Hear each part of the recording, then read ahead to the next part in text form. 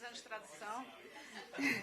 Gente, então a gente deve começar mais ou menos em 5 minutos, tá? Ela falou que espera estar certa, mas se estiver errada, que vocês a perdoem.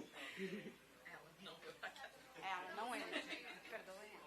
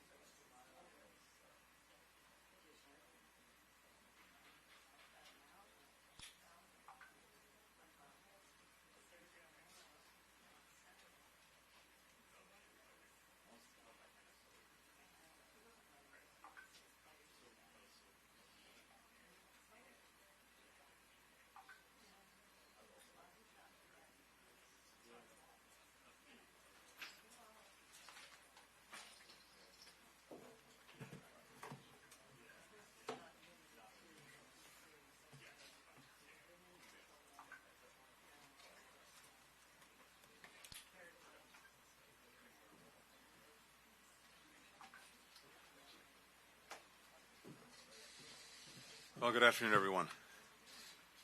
First, let me say what a pleasure it is to be here in Brazil. First in Brasilia, now here in Rio.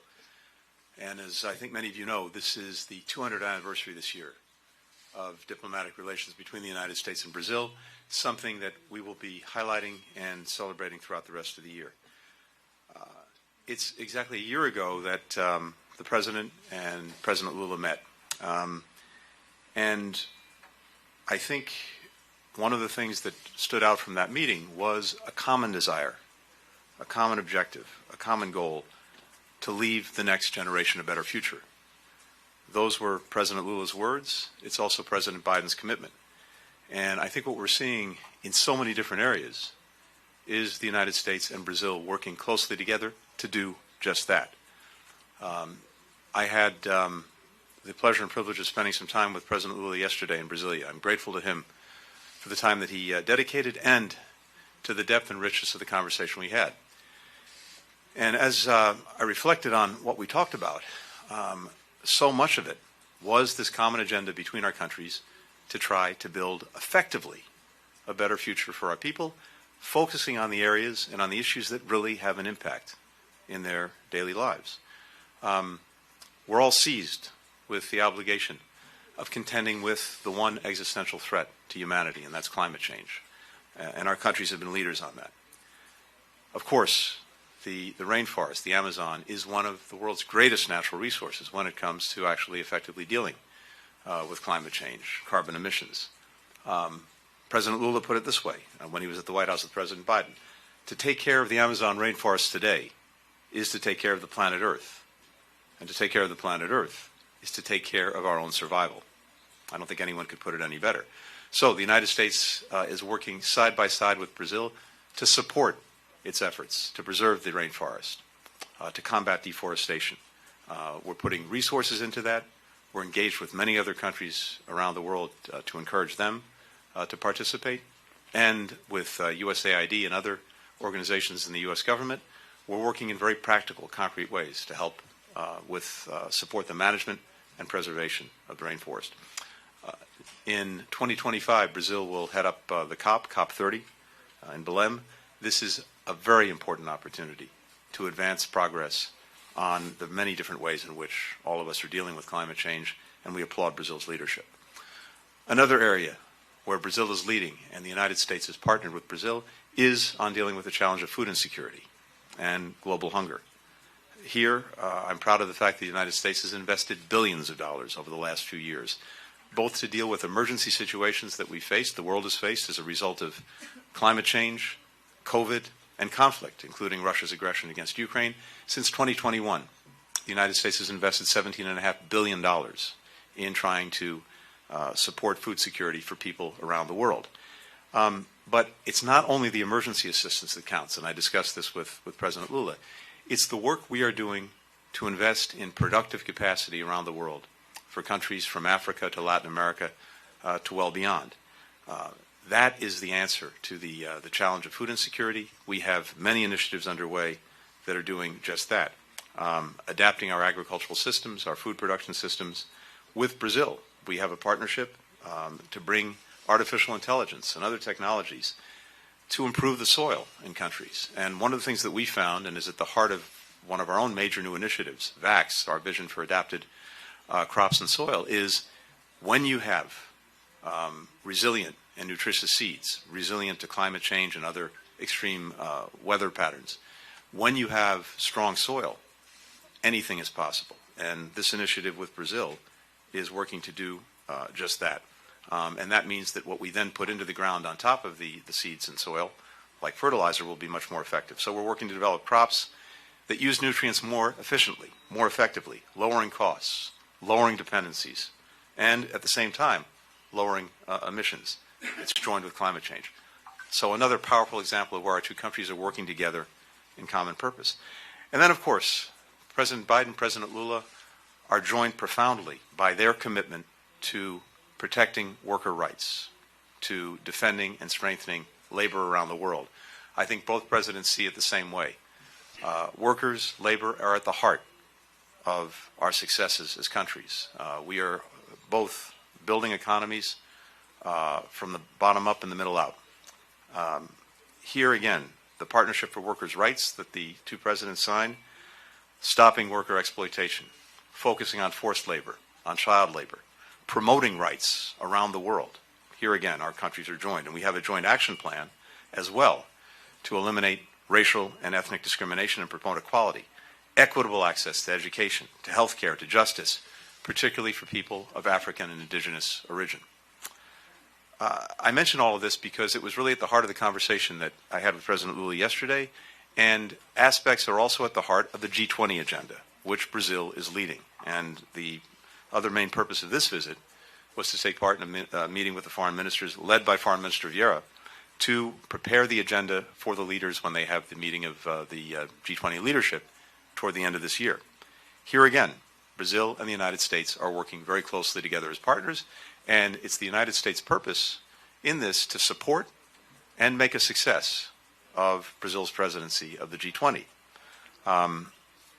In all of the areas of focus that Brazil has set forward, whether again it comes to advancing the rights of workers and laborers, whether it comes to dealing with climate change, food security, whether it comes to reforming the institutions that shape how countries interact around the world, we are working hand in hand with Brazil on that.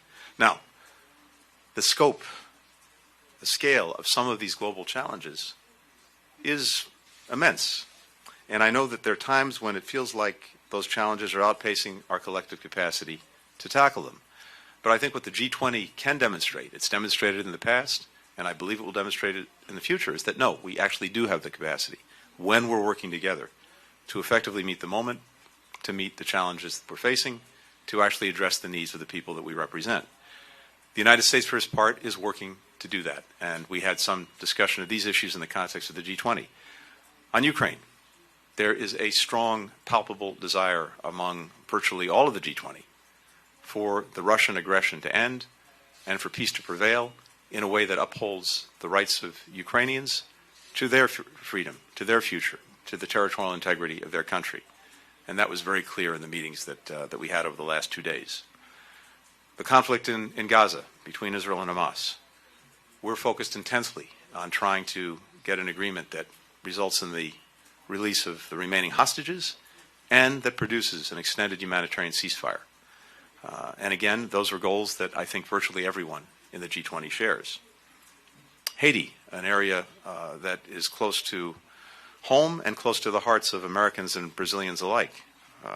We see a situation that continues to deteriorate, particularly when it comes to the profound insecurity as a result of gangs that are running rampant, not only in Port-au-Prince, but increasingly beyond. We see a state that's on the verge of becoming a failed state, and the result is that people are suffering tremendously, not only from the violence, including sexual violence, but just from the inability to get the basic necessities of life.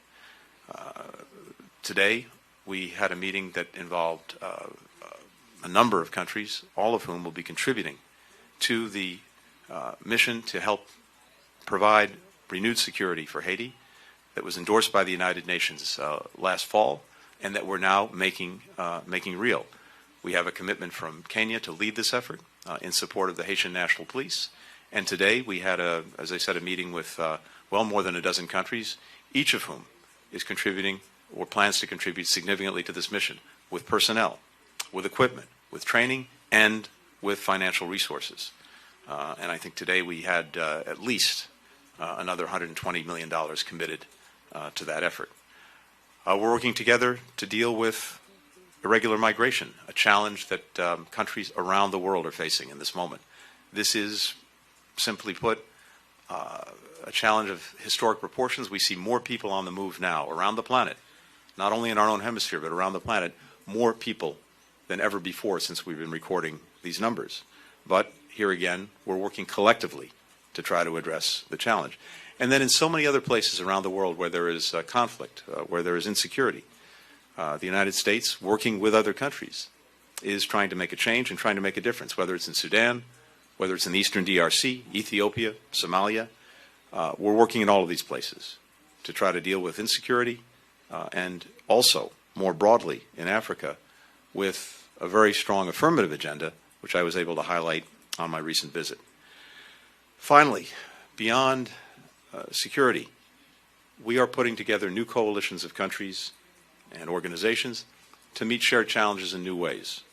We have a global partnership now to direct investment in infrastructure in ways that create a race to the top, not a race to the bottom, to make sure that as we pursue infrastructure projects in countries around the world and direct investment in that direction, we're doing it in a way that doesn't saddle countries with debt, that respects the rights of workers, the environment, transparency.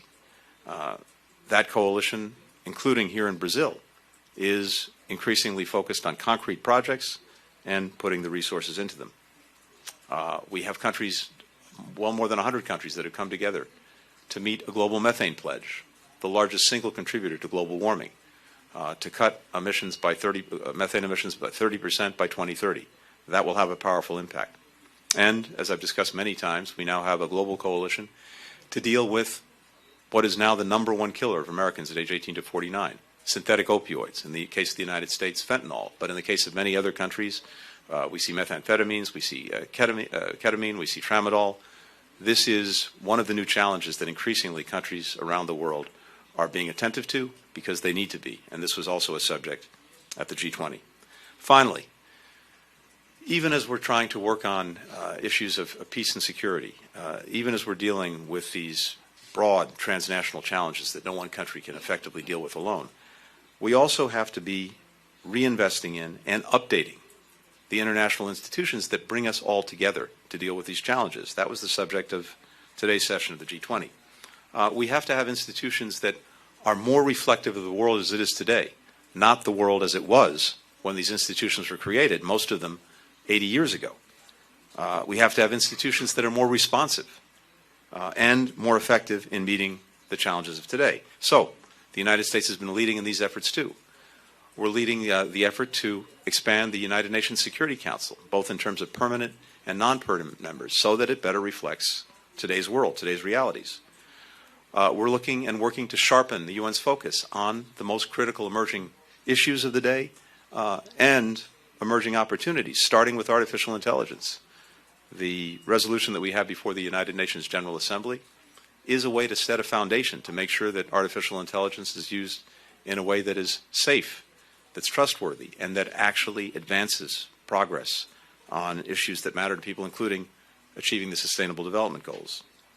We're working to make the international financial institutions more responsive, more effective, more efficient in ways that create access to capital for countries that need it, to concessional financing, and to dealing with the huge debt burdens that so many countries face. We're amplifying the voice of emerging markets and developing countries throughout these institutions. And we're working as well to mobilize private capital to make sure that it's directed the right places, in the right ways. In all of these ways, the United States is helping to lead the effort to make sure that the institutions that bring us together and where we're working together are more reflective of today's world and more effective in meeting its challenges. This is, in so many ways, a moment of tremendous testing for all of us. In the more than 30 years that I've been engaged in these issues in government, I can't think of a time when there's been a greater multiplicity, a greater complexity, a greater interconnectedness of the challenges we're facing.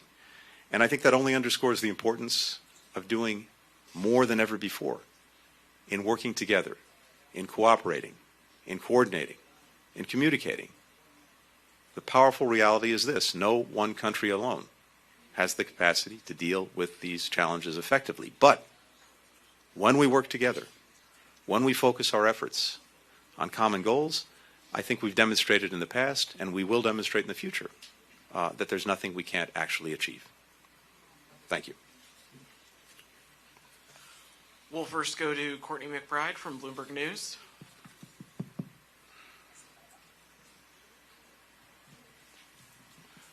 Courtney, I'm getting my pen out in case there are multiple questions. And I'll try to keep it brief and onto one topic, Mr. Secretary. Thanks. Despite the U.S. and other countries' efforts to isolate Russia, which yesterday you called the world's leading exporter of instability, it remains actively engaged on the global stage, including with Foreign Minister Lavrov's participation in this week's ministerial. So how does that fact complicate efforts to respond collectively to global challenges, and how did it affect this week's meetings? And then continuing on Russia, President Biden said that new sanctions are coming tomorrow in connection with the 2-year anniversary of the full-scale invasion of Ukraine, as well as the death of Alexei Navalny. The Kremlin reportedly has warned Navalny's widow not to return to Russia, and his mother is complaining that the Russian government is pressuring her into a secret burial.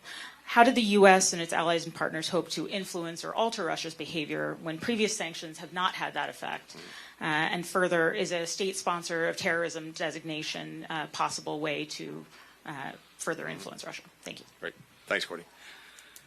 So first, I think, again, if you were in the room over the last 2 days, when it came to, for example, the discussions that we had about the Russian aggression against Ukraine, and not just against Ukraine, against the very principles that are at the heart of the international system that we were here to talk about and hopefully to strengthen, I think if you're in that room, as Foreign Minister Lavrov was, you heard a very strong chorus coming from, not, as I said, not just the G7 countries within the G20, but from many others as well, about the imperative of ending the Russian aggression, restoring peace, making sure that Ukrainians are the ones who decide their own future, preserving the territorial integrity of the country.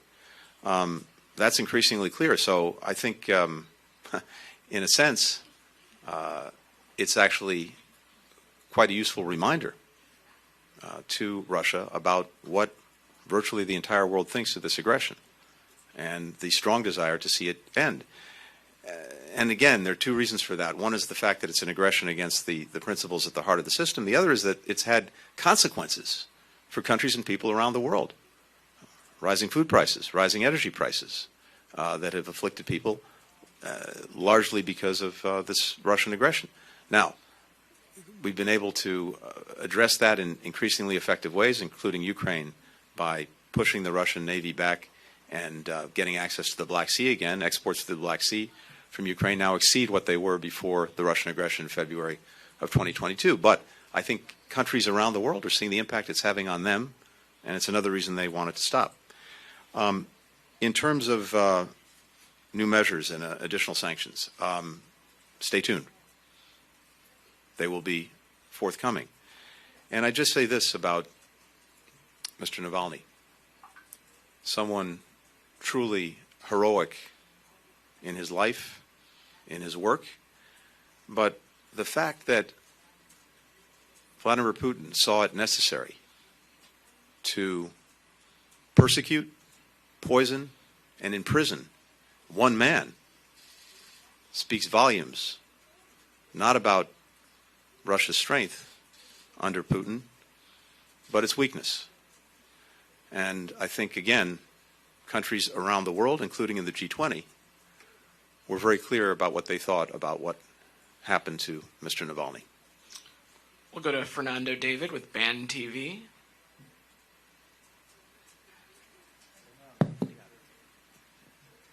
Hello, Mr. Secretary. It's a pleasure to have the opportunity of address you. Thank you. I'd like to ask you, what is your personal opinion, not the United States, but yours, Mr. Blinken, about President Lula's statement comparing the situation in Gaza with the Holocaust? And in addition, if you believe that this kind of statement could spoil, frustrate the Brazilian government plans of presented at these 2 days of G20, especially the deep changes proposed in the UN Security Council with the inclusion of another country such as Brazil. Thank you. Thank you very much. First, let me repeat something I said a few minutes ago. The quality of the conversation, the exchange with President Lula, I, on behalf of the United States, could not have been more pleased with. And I'm grateful to him for all of the time he dedicated to our meeting, but also, again, the substance of it. And as I said, we were focused almost entirely on the very important and powerful common agenda that the United States and Brazil share when it comes to the big challenges of our moment, and doing so in ways that improves the lives of people in Brazil, the United States, and around the world. That was almost the entirety of our conversation, and it's reflective of the fact that in so many ways the vision that President Lula brings is the same vision that President Biden has. And as a representative of President Biden, my purpose was really to continue to deepen that common approach and continue to look at practical ways we can advance it. Now, we also have differences on some issues in the way we approach them. And on this particular question, obviously the comparison of Gaza to the Holocaust, we profoundly disagree. But that's also something that friends do. We can have these disagreements, even profound disagreements on one particular issue, or I should say even an aspect of the issue, and still continue all of the vital work that we're doing together.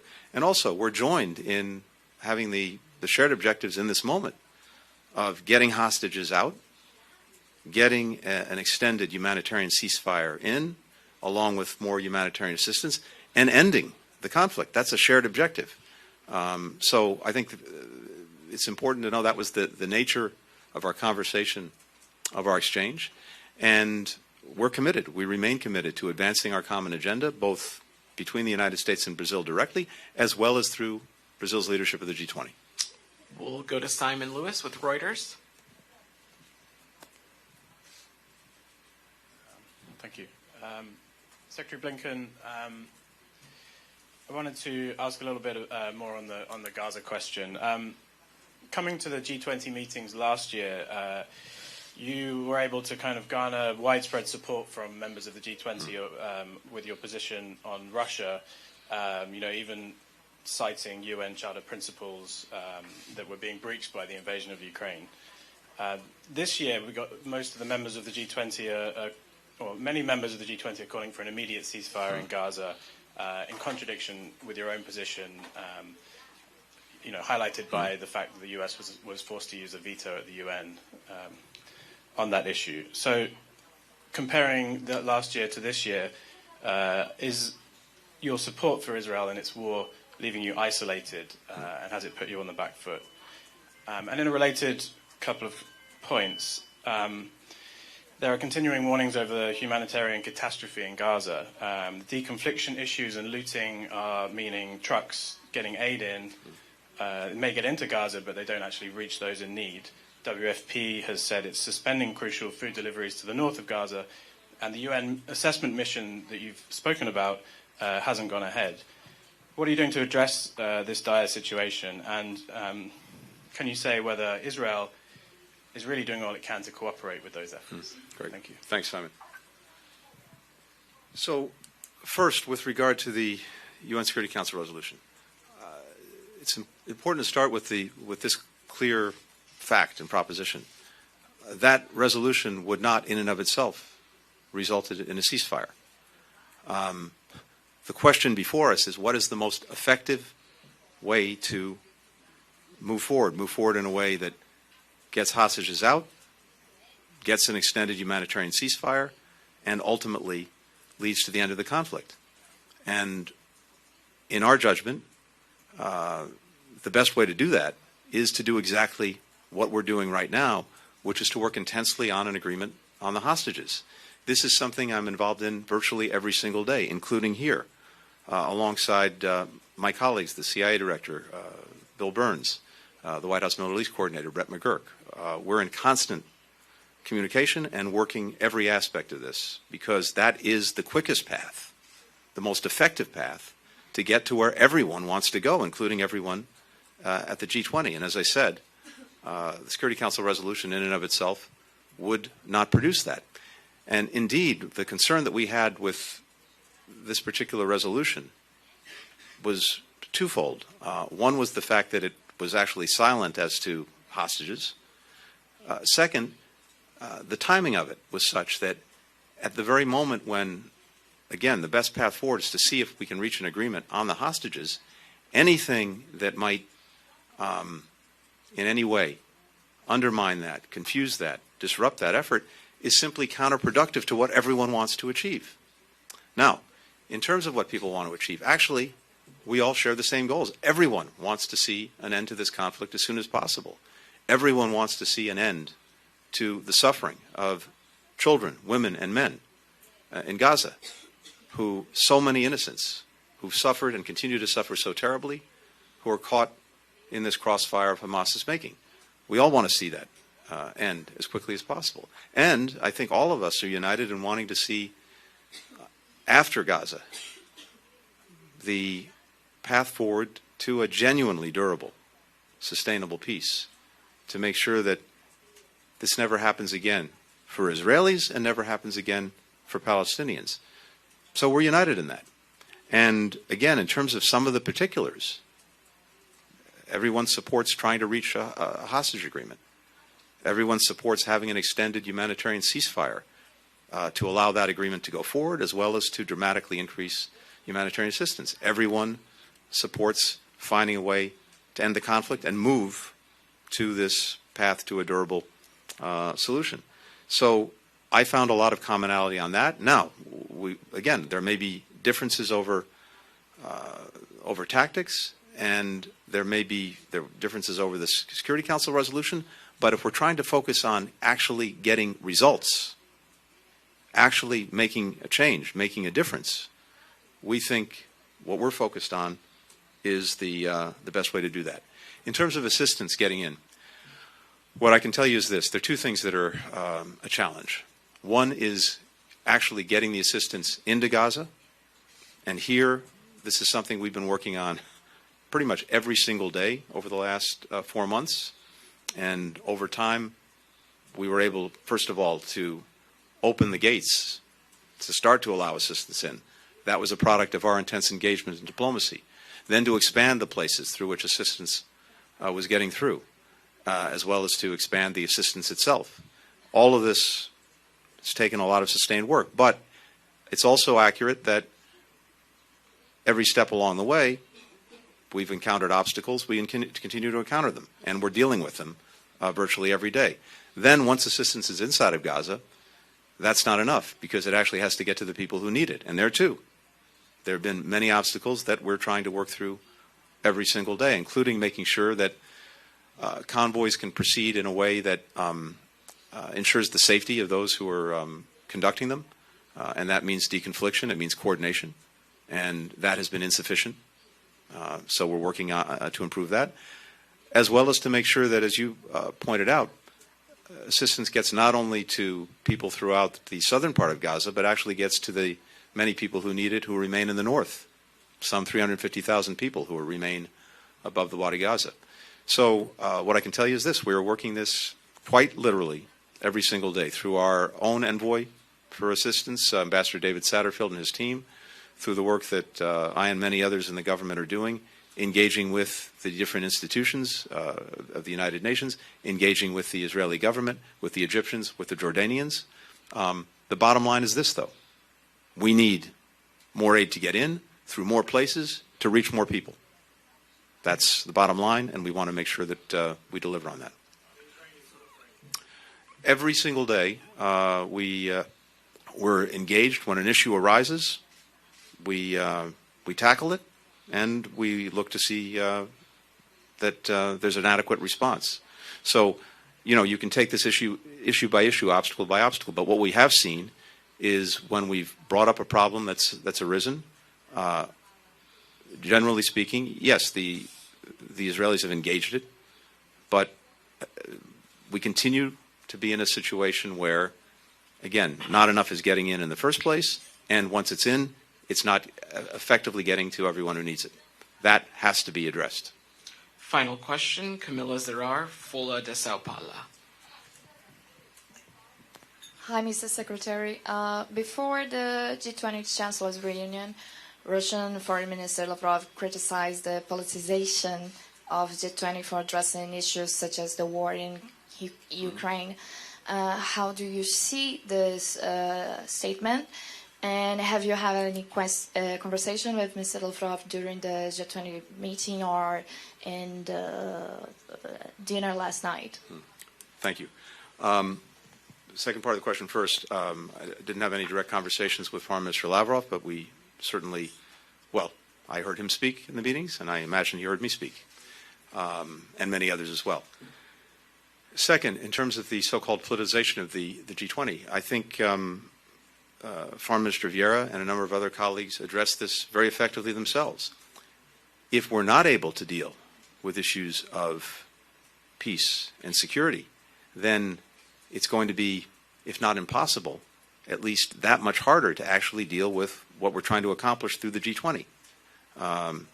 If you have conflict, if you have insecurity, then actually making progress on food security, on the energy transition, on dealing with climate change, on working to defend and uphold worker rights, that's either impossible or much more difficult. So it's very much within the province of the G20 to be talking about these issues and hopefully to find common ways forward. I think that's what the people that we represent expect of us. It's actually what pretty much people around the world expect of us, because the G20, even though it represents the world's 20 largest economies, is in many ways also representative of the entire global majority, even countries that are not at the G20 table, although we had a lot of invited countries to this session, and I applaud Brazil for doing that. So no, I think it's clear that this is not the politicization of the G20. On the contrary, we have a responsibility to try to come together, find a way forward on geopolitical issues that may be divisive, because if we don't do that, the entire rest of the agenda is going to be very, very difficult to achieve. Thanks, everybody. Thank you. Thank you. Thanks.